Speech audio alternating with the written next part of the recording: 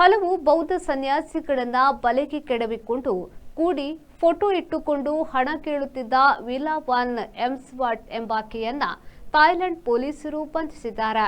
ಆಕೆಯನ್ನ ಐಷಾರಾಮಿ ಮನೆಯಿಂದ ಬಂಧಿಸಲಾಗಿದ್ದು 102 ಕೋಟಿ ರೂಪಾಯಿ ಸುಲಿಗೆಯ ಹಣ ಮತ್ತು 80,000ದಷ್ಟು ನಗ್ನ ಫೋಟೋಗಳನ್ನು ಪೊಲೀಸರು ವಶಪಡಿಸಿಕೊಂಡಿದ್ದಾರೆ.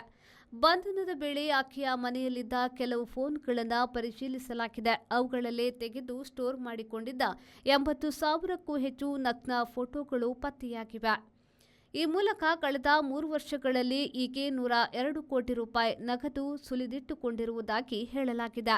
ಬ್ಯಾಂಕಾಕಿನ ಬೌದ್ಧ ಸನ್ಯಾಸಿಯೊಬ್ಬರು ಕಳೆದ ತಿಂಗಳು ಈಕೆಯ ಕಾಟದಿಂದ ಸನ್ಯಾಸತ್ವ ಬಿಟ್ಟಿದ್ರು. ಈಗ ಆಕೆ ತಾನು ಆತನಿಂದ ಮಗು ಪಡೆದಿರುವುದಾಗಿ ಹೇಳಿದ್ಲು. ಅದರ ತನಿಖೆ ಮೇಲೆದ್ದಾಗ ವಿಲಾವಾನ್ಳ ಕರ್ಮಕಾಂಡ ಬಯಲಾಗಿದೆ.